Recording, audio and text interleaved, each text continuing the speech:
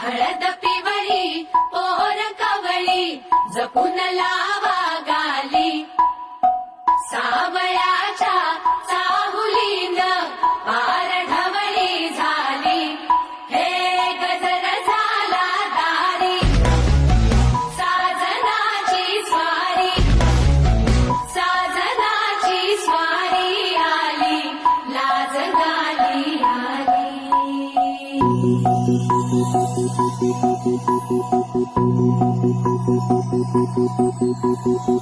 जपून हात ठेवला